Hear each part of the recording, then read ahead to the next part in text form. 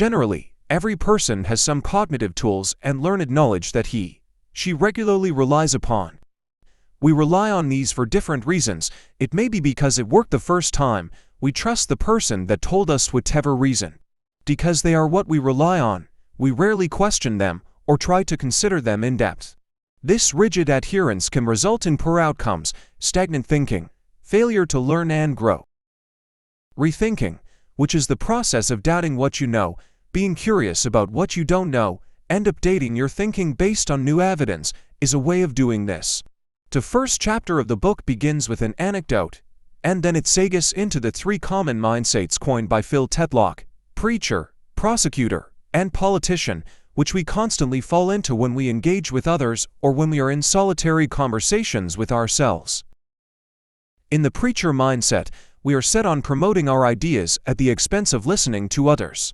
We pontificate on why we're right. In prosecution mode, we attack the ideas of others in an effort to win an argument. Politician mode seeks the approval of others and has little conviction for the truth. We enter politician mode in order to curry favor. Grant advocates for a 4th mindset different from those found in Tetlock's model. This is the scientific model, which searches for truth by testing hypotheses, regularly running experiments, and continuously uncovering new truths and revising their thinking. The next chapter talks about the armchair quarterback syndrome and the imposter syndrome. The armchair quarterback overconfidence syndrome is when we have confidence in doing or knowing something we actually don't know or can't do, or at least not to the degree we think. Imposter syndrome is the opposite, having to loathe doubts concerning yourself and abilities.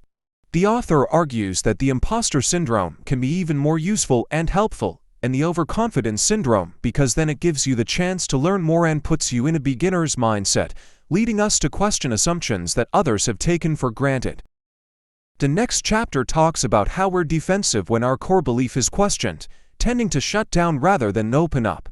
He also talked about attachment biases, where a person is attracted to his ideas that it keeps the person from recognizing when their opinions are off the mark and rethinking them.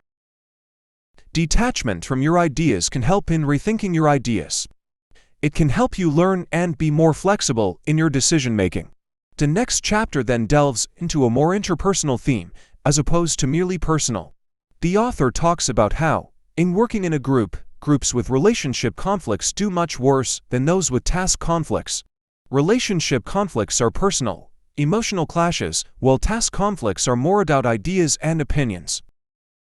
Relationship conflict is destructive in part because it stands in the way of rethinking. It makes us become preachers, seeing the other people as always wrong.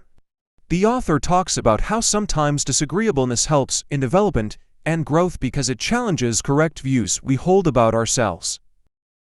This then leads to part 2, the first chapter of which begins with how to convince people to change their opinions. Approaching debates as an avenue to learn instead of as a battle helps in challenging opinions and rethinking. Another way is to find common ground between both extremes, which also helps the other person be more agreeable.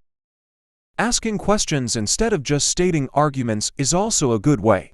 By asking questions, we invite the other party to join us as a partner and think for themselves. The next chapter discusses a thorny topic, stereotypes, as well as how to persuade people to change them.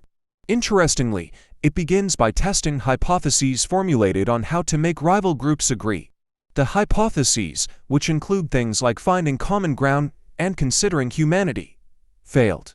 What succeeded was getting the groups to rethink the arbitrariness of their animosity. The next chapter discusses what is called motivational interviewing. This essentially means listening to others' views.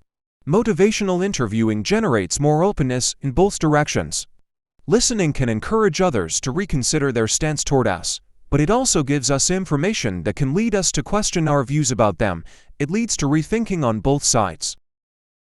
Part 3 then begins, taking in a more collective bent. It discusses what is called binary bias. Binary bias asserts that the world is only divided into believers and non-believers. There are no nuances. This is not true because people's ideas on something exist in more of a spectrum than a clearly delineated line. In talking about charged topics as a society, We must all learn to appreciate complexity. The next chapter then goes into how traditional education methods do not help in the rethinking process.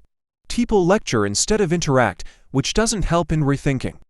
Another way of encouraging thinking through ideas is sharing passions. All these essentially help us to develop new ways of thinking. Good teachers introduce new thoughts, but great teachers introduce new ways of thinking. In essence, just believing things we believed before will not help growth and development and advancement.